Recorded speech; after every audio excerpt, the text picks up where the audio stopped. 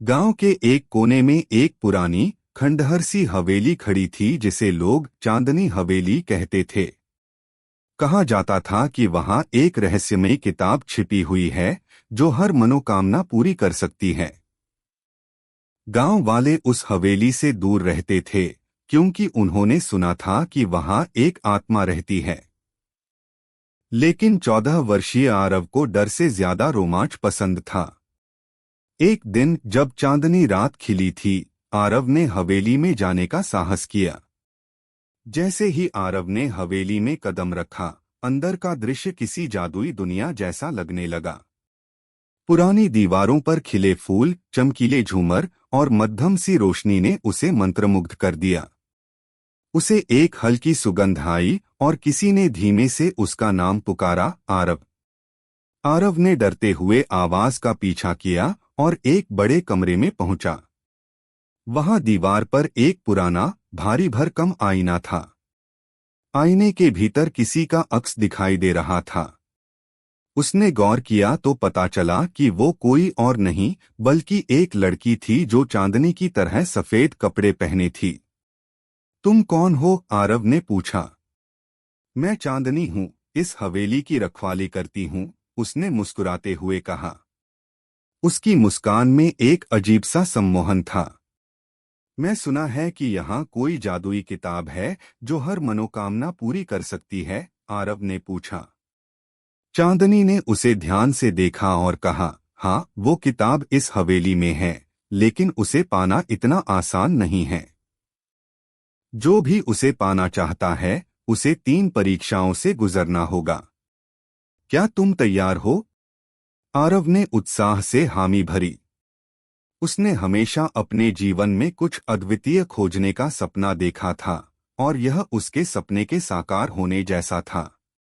चांदनी ने पहली परीक्षा की ओर इशारा किया।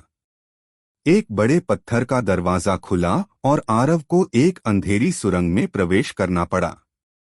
पहली परीक्षा भय की परछाई थी। सुरंग के भीतर घुप अंधेरा था और अचानक से आरव के सामने भूतिया आकृतियां उभरने लगीं।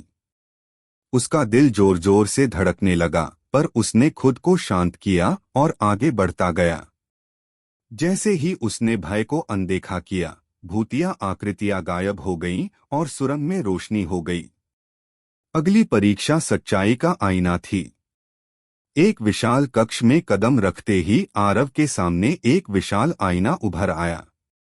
इस आईने में आरव को अपनी सारी कमजोरियां, डर और गलतियां दिखाई देने लगीं। उसने देखा कि उसने कुछ दोस्तों का दिल दुखाया था, अपने माता पिता से झूठ बोले थे। उसकी आंखों में आंसू आ गए। पर उसने अपनी गलतियों को स्वीकार किया और अपने मन में उन सबको सुधारने का संकल्प लिया। जैसे ही उसने यह संकल्प लिया, आईना गायब हो गया और एक दरवाजा खुल गया। अब अंतिम परीक्षा का समय था, जो त्याग की शक्ति थी। इस बार आरव के सामने एक सुनहरी किताब रखी थी। किताब में उसकी हर इच्छा लिखी हुई थी, दौलत, प्रसिद्धि और सारी खुशियां। लेकिन किताब के पास ही एक बूढ़ी औरत बेहोश पड़ी थी, जिसे देखकर लगता था कि उसे मदद की सख्त जरूरत है। आरव के मन में संघर्ष शुरू हो गया। अगर वो किताब उठाता तो उसकी हर मनोकामना पूरी हो सकती थी, लेकिन उस औरत को मदद चाहिए थी। काफी सोचने के बाद उसने किताब को छोड़ दिया और बूढ़ी औरत की मदद करने का फैसला किया। जैसे ही उसने उस औरत का हाथ पकड़ा, औरत मुस्कुराई और गायब हो गई। उसकी जगह चांदनी प्रकट हुई और उसके चेहरे पर संतोष की मुस्कान थी। तुमने किताब की बजाय किसी और के भले को चुना। यही तुम्हारी असली परीक्षा थी, आरव। यही जीवन का सबसे बड़ा जादू है, चांदनी ने कहा। आरव को समझ में आया कि असली जादू इच्छाओं का पूरा होना नहीं, बल्कि दूसरों की भलाई में है।